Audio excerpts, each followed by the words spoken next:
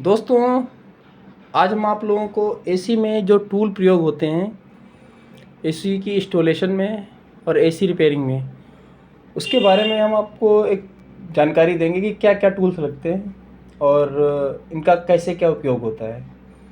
अगर आप एसी का काम करना चाहते हैं तो आपको किन किन टूलों की ज़रूरत पड़ती है और किस किस का प्रयोग कहाँ कहाँ पे होता है।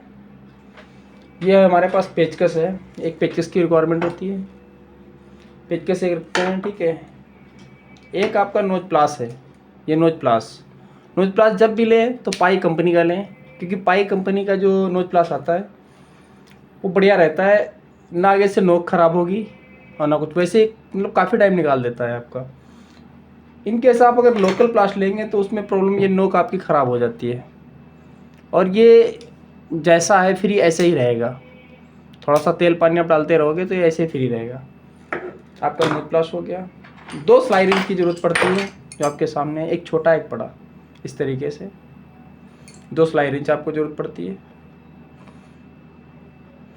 ये जब भी आप ख़रीदें तो टपारिया का या फिर आपके पास जो नियर अबाउट जो फेमस कंपनी हो उनका ख़रीदें, अच्छी क्वालिटी का, कि लोकल का थोड़ा सा दिक्कत करता है। ये देखिए हमारे पास जो स्लाइड रिंच हैं ये काफ़ी पुराने हो चुके हैं और ये अलग अलग कंपनी के हैं। ये भी दूसरी कंपनी का आप देख रहे होंगे और एक ये है, ये। और आपको एक टॉर्च की ज़रूरत पड़ती है जिससे आप टाँका लगाने के लिए प्रयोग करेंगे, एक टॉर्च।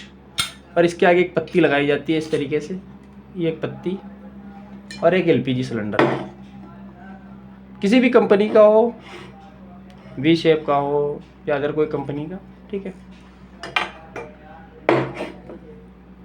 एक लाइटर जलाने के लिए आग, एक वायर कटर की रिक्वायरमेंट होती है वायर काटने के लिए, और सबसे ज़्यादा जो एसी में प्रयोग होती हैं ये 3 गोटियाँ होती हैं। ये देखिए सबसे ज़्यादा प्रयोग होने वाली ये गोटी है 13 नंबर की, ये बहुत ज़रूरी है स्प्लिट एसी इंस्टॉलेशन के लिए। एक छेनी की रिक्वायरमेंट होती है होल मारने के लिए, और एक आरी ब्लेड आपका, और एक हथौड़े की भी रिक्वायरमेंट होती है जो लगभग 200 से 300 ग्राम का हो, वो आप रखिए। अगर आप ऑक्सीजन बत्ती का प्रयोग कर रहे हैं तो ऑक्सीजन चाबी की ज़रूरत पड़ती है, इस तरीके की एक आती है। और एक वायर ब्रश, ये पाइप पे जो कार्बन जमा होता है उसको हटाने के लिए काम आता है। आप हल्का सा पाइप गर्म करते हैं और उसके बाद ये ब्रश मारते हैं, बहुत जल्दी कार्बन हट जाता है। और ये जो आप देख रहे होंगे ये सिलेंडर पे प्रयोग किया जाता है, गैस खोलने के लिए इसका प्रयोग करते हैं। और बहुत सारे लोग, एक आता है रैचेट नाम के नाम से, ये इसमें 1/4 का साइज होता है, 3/8 का। तो 1/4 का जो साइज होता है ये आपके सिलेंडरों में लगता है, इसी का ज़्यादा प्रयोग होता है। या ये दो में से एक चीज़ आपको प्रयोग करना पड़ेगा सिलेंडर खोलने के लिए। स्लाइड रिंच की सहायता से आप खोल तो सकते हैं, लेकिन सिलेंडर का जो ऊपर का नक्का होता है वो ख़राब हो जाता है सारा खोलते खोलते, तो इसलिए रैचेट का प्रयोग करें, आपका वाल जल्दी ख़राब नहीं होगा। एक स्प्रिंग बेंडर ये लगता है, ये पाइप मोड़ने के काम आता है। आपके जो पाइप आपके होते हैं, हाफ का पाइप होता है एसी का, उसको मोड़ने के लिए इसका प्रयोग करते हैं। एक रेती की रिक्वायरमेंट होती है फ्लेयर बनाने के लिए। और फ्लेयर टूल का सेट जो होता है इस तरीके से 3 टूल्स लगते हैं मेन, एक आपका ये और एक ये और एक ये फ्लेयर डाई है।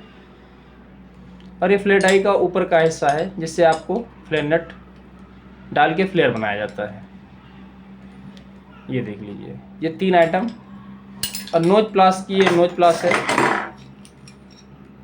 नोच प्लास, ये 3 मेन फ्लेयर नट बनाने के काम ये आने वाली चीज़ें हैं, 3 चीज़ें।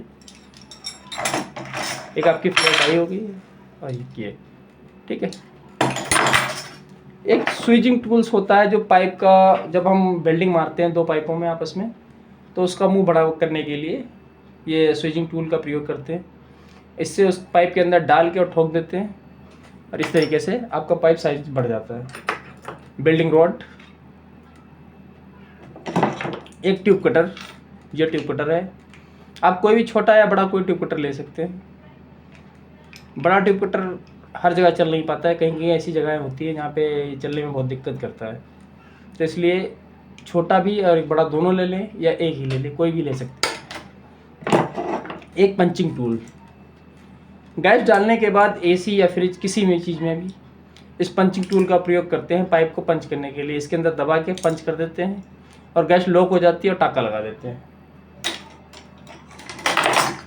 और एक आपको चार्जिंग लाइन इस तरीके की आती है, ये देखिए, इसमें 2 पाइपें लगी होती हैं, इसको गेज बोलते हैं। तो ये गैस चार्जिंग करने के लिए फ्रिज हो या एसी इसमें भी प्रयोग करते हैं।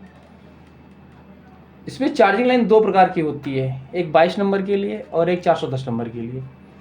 जो स्प्लिट एसी आते हैं उनमें 410 नंबर गैस पड़ती है या 32 पड़ती है, तो उसमें थोड़ा सा ये जो आप देख रहे हैं साइज, इस साइज में फ़र्क लग रहा होगा आपको। ये छोटा साइज है, ये बड़ा साइज है। ये 410 के लिए और 32 के लिए प्रयोग होता है, ये 22 नंबर के लिए। फ्रिज में ज़्यादातर यही प्रयोग होती हैं लाइनें दोनों, और एसी में जो है आपकी ये लाइन प्रयोग होती है जो 410 और 32 की होती है। और एक आपको मेजरमेंट करने के लिए, कहीं आप गए कुछ नापने के लिए, एक फीते की ज़रूरत पड़ती है, इंचीटेप जिसे बोलते हैं। इतने टूल्स की आपके पास अगर हैं तो आप एसी को इंस्टॉलेशन कर सकते हैं। और विंडो एसी हो तो उसमें गैस चार्जिंग भी कर सकते हैं। टूल्स के बिना काम तो थोड़ा बहुत हो जाता है, लेकिन बट दिक्कत होती है बहुत ज़्यादा, तो इसलिए टूल्स हमेशा पूरे रखें और टूलों में ऑयल डालते रहें। टूल जितना फ्री होगा उतनी फास्ट काम होगा।